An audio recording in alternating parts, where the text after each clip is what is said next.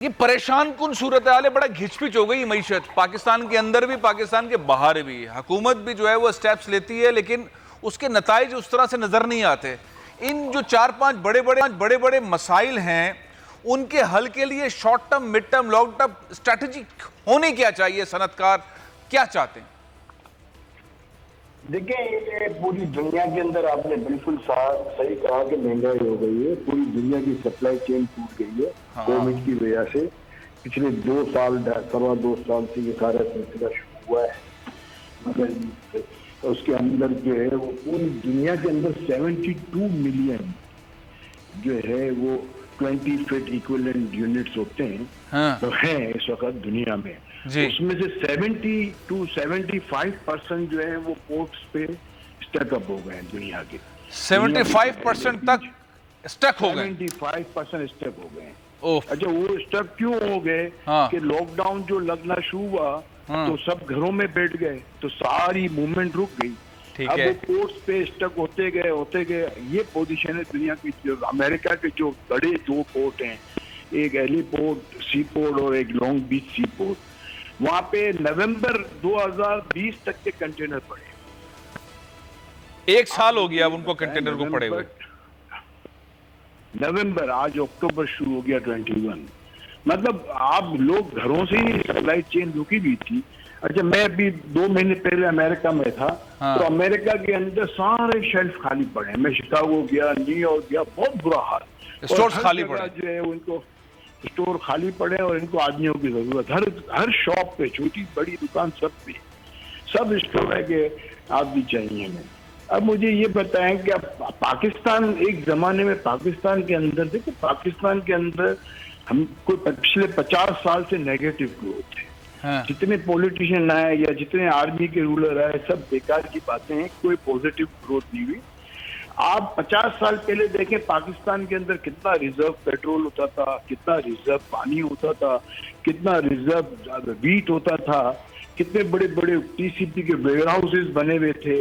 वो सब कहाँ है? वो उसी साइज के हैं। वो मुल्क की आबादी बढ़ती गई, वो कभी नहीं बढ़े, ना कुछ हुआ। कोई तैयारियां, कोई हमने आज तक तैयारियां नहीं की। और मैं समझता हूँ कि ये जो प्रॉब्लम है, देखिए अब पाकिस्तान के साथ एक अच्छी बात क्या है कि पाकिस्तान ज्योग्राफिकली बहुत आइडियल लोकेशन है। पाकिस्तान के इर्द गिर्द बाय रोड आप जो है ना दुनिया की 75 या 70-72% आबादी से आप टच हो। एक तरफ सेंट्रल एशिया है, एक तरफ चाइना है, एक तरफ इंडिया है और एक तरफ आप ईरान से वाया टर्की यूरोप जा सकते हो। तो 73% दुनिया की आबादी तो ये है। अगर हमारे यहाँ बहुत साल पहले हम बचपन में सुनते थे RCD हाईवे, उस जमाने में हमारा प्रोग्राम था कि हम बाय रोड यूरोप एक्सपोर्ट करेंगे, बट वो सारे प्रोग्राम फेल कर दिए गए।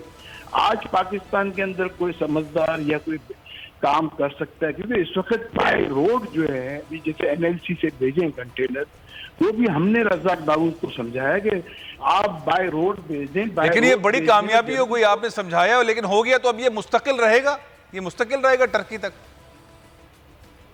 NLC के पास वो कंटेनर ही नहीं है, वो NLC के पास वो ट्रॉले ही नहीं है। वो ट्रॉले चाहिए, पाकिस्तान में नहीं है वो ट्रॉले। वो ट्रॉले आपको वो लॉजिस्टिक कंपनियां चाहिए, तो यूरोप से या चाइना से वो लॉजिस्टिक कंपनियां पकड़े या टर्की से, वो लोग ये काम कर सकते हैं। हमारी लॉजिस्टिक कंपनी के अंदर कोई चीज नहीं है। अच्छा, हमारे ट्रॉले पहुंचे हैं। अब मुझे बताओ कि हमारे यहाँ मदर वेसल्स एक जमाने के अंदर जो है बहुत आते थे। हमारे यहाँ शिपिंग लाइन्स एक जमाने के अंदर कोई काफी शिपिंग लाइन थी, आज से 5-6 रह गई।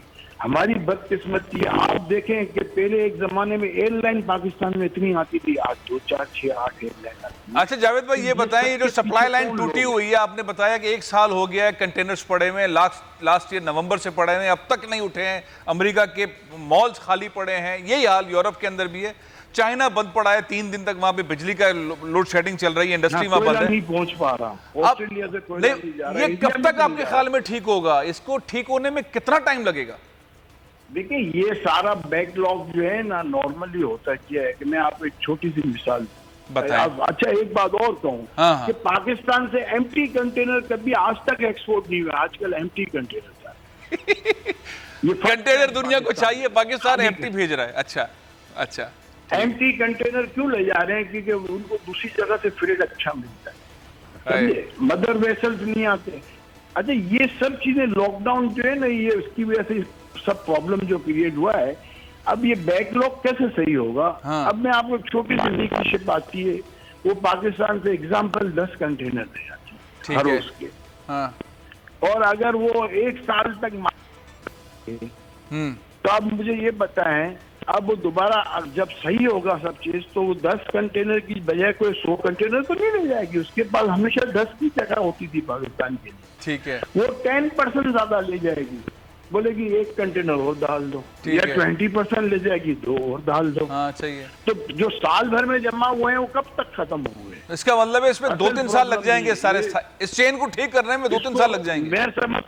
मैं समझता हूँ 1 साल से पहले ये खत्म नहीं होगा। 1 साल लगेगा, क्योंकि सब अच्छा चल 1 साल लगेगा। अब अगला मामला ये है कि जो दुनिया में महंगाई आई हुई है, जिसकी वजह से डिमांड एंड सप्लाई की वजह से, सप्लाई चेन टूटने की वजह से, इस महंगाई में भी 1-1.5 साल लगेगा कम होने में, या यही रेट रहेंगे फिर ये ठीक होने के बाद भी? भाई ये तो मुझे तो जो पेट्रोल के दाम जो है ना, ये तो अभी $84 कितने $80 ब्रेंट के हैं, ये तो $126 तक गए 2012 में, एक जमाने में $140 तक गए। ठीक है, अगर ये उधर जाएंगे तो हमारा क्या होगा? बात समझे हम? नहीं, जब 126-140 तक गए, हमारे पास तो फ्यूल इतना नहीं बढ़ा था ना, उसके वक्त इतने पैसे नहीं बढ़ाए गए थे। अब तो लोगों की चीखें निकल गई है, चीखें निकलती रहेंगी। यूं नहीं है, उस वक्त जो है सिर्फ एक पेट्रोल ही था ना, अब तो चारों तरफ से अटैक है ना आपके ऊपर। ये RLG का भी अटैक है आपके ऊपर, गैस का भी अटैक है, आपकी सारी जो गैस के वेल हैं डिप्लीट हुए में, आपको हर तरफ से अटैक है। हाँ। आपने ना देखो, एग्रीकल्चर आपके यहाँ कम, एग्रीकल्चर कंट्री है, व्हीट इंपोर्ट करते हो, शुगर इंपोर्ट करते हो, शर्म की बात है यार। ये तो स्ट्रेटेजी की एग्रीकल्चर बैड स्ट्रेटेजी है जिसकी वजह से कर रहे हैं आपकी जी। तो आपके पास, आपके ऊपर इस वक्त हर तरफ से अटैक है, एक तरफ से अटैक नहीं, हर तरफ से अटैक है। मतलब ICU के अंदर एक पेशेंट होता है और एक नॉर्मल पेशेंट होता है, एक आध बीमारी होती है, हार्ट हुआ है। अब ICU के अंदर तो उसके सारे ऑर्गन हिले हुए होते हैं, इस वक्त सारे ऑर्गन हिले हुए हैं। अच्छा, तो बहुत ही बुरा हाल। एक और चीज बताइए, पेशेंटों की वजह से काटी कहता है FBR से कि जो अकाउंट मंजमद किए गए हैं, जो शिक रखी गई है नए ऑर्डिनेंस के अंदर, FBR जो कर रहा है ये वापस ले। ये इंपोर्टर एक्सपोर्टर को अकाउंट्स बंद करने वाले मामले में भी शब्बर भाई कह रहे थे, मैंने लिख कर दिया हुआ था, वजीर खजाना वापस आएंगे तो मैं उनको प्राइम मिनिस्टर के पास लेके जाऊंगा और ये शिक खत्म करवाऊंगा। इससे हो क्या रहा है अकाउंट्स बंद करने से? अगर आप पेमेंट नहीं कर रहे, अकाउंट बंद कर देंगे, इसमें क्या प्रॉब्लम है? नहीं नहीं नहीं नहीं नहीं, ये तो जो है ना, देखो अब होता क्या है, कोई समस्या होता क्या है कि नॉर्मल प्रैक्टिस जो होती है कि कोई भी मसला होता है तो आप शो कोर्स करते हो, और 90% जब ये शो कोर्स करते हैं ना, तो 90% वो शो कोर्स के बाद केसेस जो हैं वो टैक्स पेयर के फेवर में जाते हैं। 95%। इसका मतलब क्या है कि 5% उनके रॉन्ग वो होते हैं शो कोर्स। अच्छा, तो आप मुझे शो कोर्स जब बेचते हो तो आप 5% आपके सही होते हैं, बाकी 95% गलत होते हैं। जिनके सही होते हैं उनको पावर दे रहे हो 100% को पकड़ने की। ये कैसे हो सकता है? तो ये बहुत बड़ा प्रॉब्लम है। वो सही कह रहे हैं, जो भी लोग कह रहे हैं सही कह रहे हैं, ये होना ही नहीं चाहिए, खत्म होना चाहिए। आप ऐसा सिस्टम करो कि आप 100 शो कोर्स नोटिस भेजो तो उसमें से मालूम चला कि एक गलत था, 99% सही थे। अच्छा जावेद भाई, एक आखिरी चीज बताएं, आप बहुत सारी बॉडीज में रहे हैं, इतने सीनियर सनतकार हैं, आपका महंगाई की रीजंस के ऊपर क्या कहना है? हम आम आदमी को, आम मजदूर को, मिडिल क्लास को क्या समझाएं कि महंगाई हुकूमत ने की है, महंगाई इंटरनेशनल सप्लाई लाइन चेन की वजह से हुई है, और इसको हैंडल कैसे करना है, क्या करें? देखिए, महंगाई इंटरनेशनल सप्लाई चेन की वजह से भी है, और कुछ हमारी गलतियां यूं हैं कि हमने कभी इस चीज की तैयारी नहीं की, ना एग्रीकल्चर को सही किया, ना हमारे स्टॉक को सही किया, ना हमारे यहाँ डैम सही किए, ना हमारे यहाँ गैस के मामला सही किए। ईरान ने बॉर्डर पे लाइन ला खड़ी कर दी, अमेरिका के कहने पर हमने जोड़ी नहीं ली। तो ये सब चीजें हैं, ये सब अगर हम आज जोड़े हुए होते तो आज हमको RLG की तकलीफ होती नहीं होती। आज हमको तो अब क्या करें, अब क्या करें, अब आपके ख्याल में क्या करना चाहिए? कोई तजवीज देना इमरान खान को।